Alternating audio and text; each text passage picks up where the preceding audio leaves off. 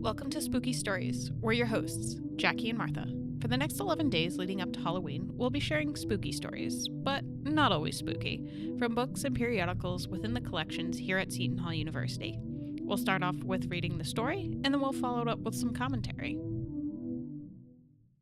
It's day 2 of Spooky Stories, and we're going to dive right in. Yesterday was a good way to ease in, but today we have Werewolves in Germany. An hour later, they left the spot and slowly made their way to the cottage. As they neared it, loud screams for help rent the air, and Helene, to his horror, heard his wife and children. He could recognize their individual voices, shrieking to him to save them. In an instant, he was himself again. All his old affection for home and family was restored, and with a loud, answering shout, he started to rush to their assistance. But Marguerite willed otherwise. With a dexterous movement of her feet, she got in his way and tripped him. And before he had time to realize what was happening, she had flung herself on top of him and pinned him down. "No," she said playfully. "You shall not go. You are mine. Mine always. Remember, and if I choose to keep you here with me, here you must remain."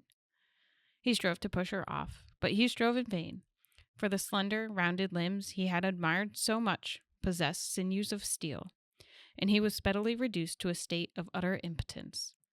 The streaks from the cottage were gradually lapsing into groans and gurgles, all horribly suggestive of what was taking place.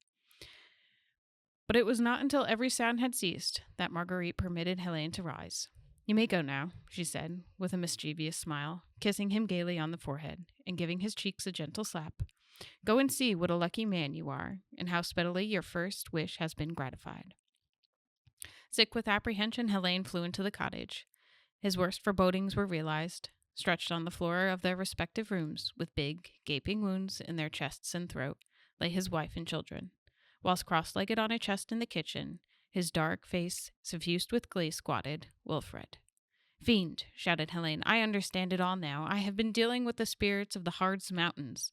But be you the devil himself, you shan't escape me." And snatching an axe from the wall, he aimed a terrific blow at Wilfred's head.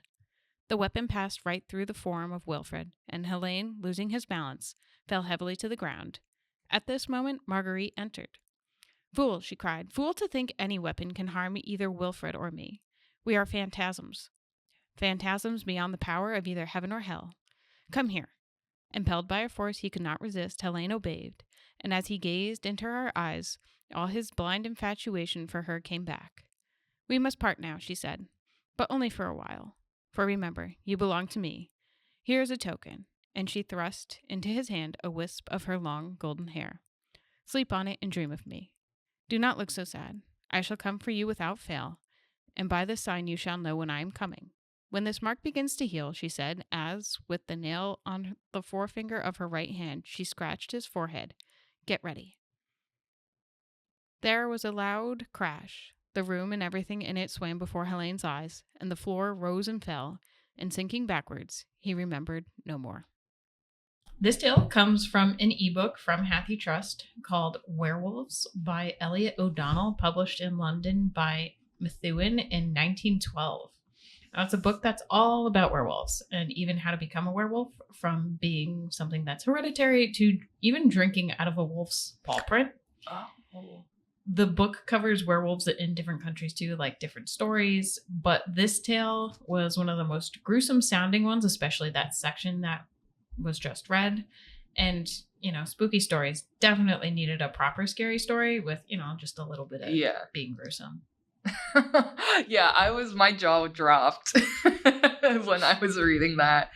But it's not like compared to today where things are definitely a lot more gruesome, but it was gruesome for its time and still kind of freaky now. Yeah. But I just read this synopsis of that movie, The Substance. Have you heard of that? Because I'm too scared to actually see the movie. But things are really, it's like very body horror. But this was really to hear the sounds, the screams of his wife and children after he made this promise, like, "Oh, I'm going to be with you forever," was very haunting. And that he was forbidden from going inside. And I feel like it was described as, he can hear, it went from screams to gurgling and groaning, and I was just, I shuddered a little bit reading that. I also like how they're not like typical, like, I've turned into a wolf. It was phantasms. They're like more spirits than anything else. Yeah. But who killed his family?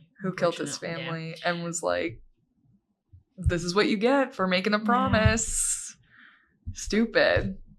Little background on Elliot O'Donnell. Yeah. So he was an English author known for his books about ghosts. Apparently, he claimed to have seen a ghost and described it as an elemental figure covered with spots when he was 5, and to have been strangled by a mysterious phantom in Dublin. Oh. And I think, given his childhood experience, I can see why he focused on ghosts. Or even supernatural overall, but definitely it's the first thing that comes up too on his Wikipedia page. It's like he saw ghosts. Yeah.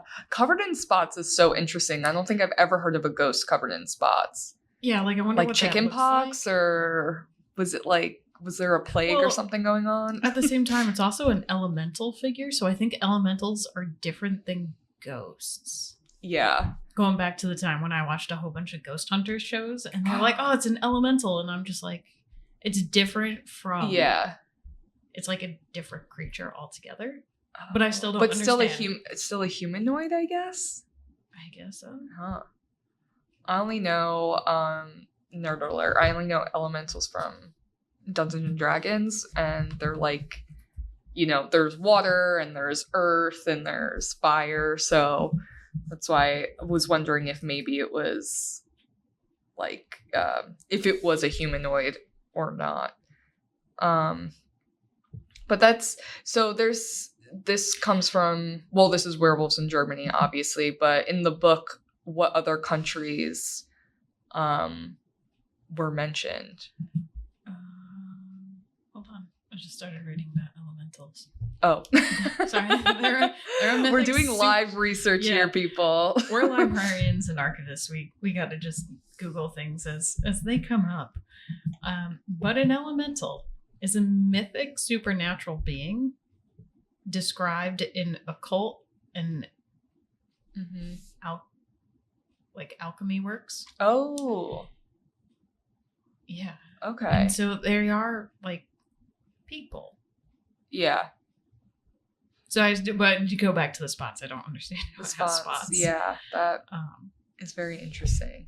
But from this book, back to the book, werewolves in Germany, werewolves in Austria, Hungary, Spain, Belgium, and the Netherlands, Denmark, Norway, Sweden, Iceland. I kind of want to read the Iceland one. Yeah, and the Finland one, and then cool. Russia and Serbia, of course, which I'd be interested to read those too.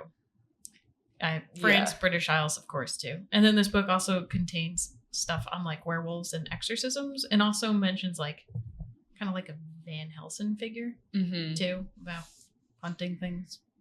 But it doesn't really touch on, because we know in our popular culture, werewolves are, if you're bitten by a werewolf, you turn into a werewolf. But this is more like spiritual, or you can wear the skin of a werewolf or skin of a wolf, and that makes you become a werewolf.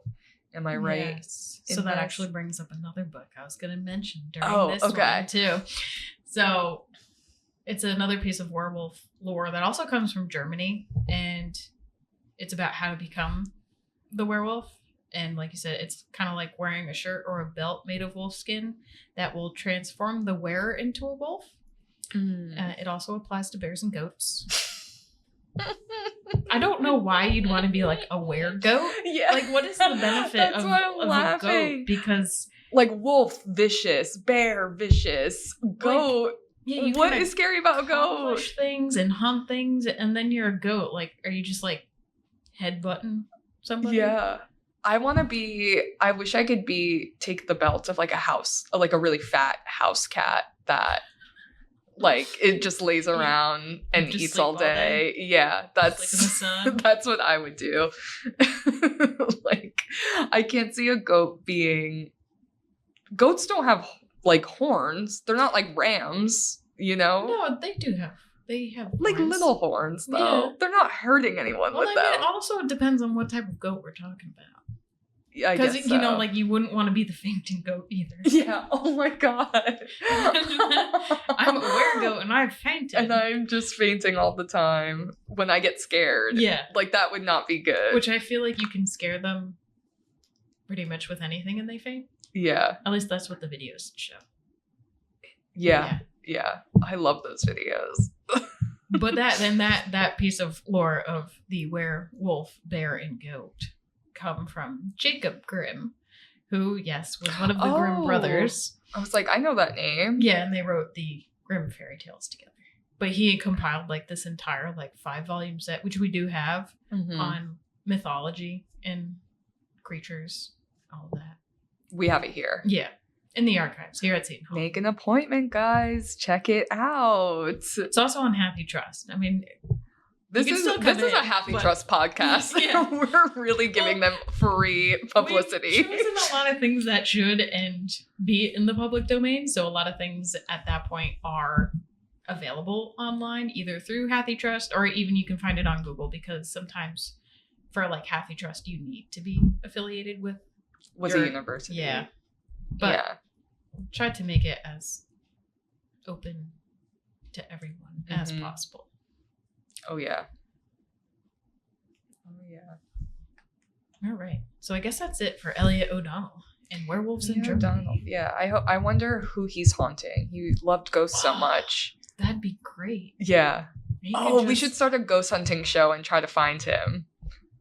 Wait, where did he? Oh, yeah, to have to look up where he was born and died. Yeah. We could. I mean, you could just go to the grave and ask. That's true. Oh, Ouija board. All right. Okay. Stay tuned for this podcast on the road. I'll pass on the Ouija board. Yeah. Thanks for tuning in, guys. That's it for today's episode of Spooky Stories. We are your hosts, Jackie and Martha. If you enjoyed Spooky Stories, be sure to share and follow us on social media at SHU_libraries. Until next time, keep your curiosity alive and remember, the library holds more than just books. Some stories may linger long after the lights go out.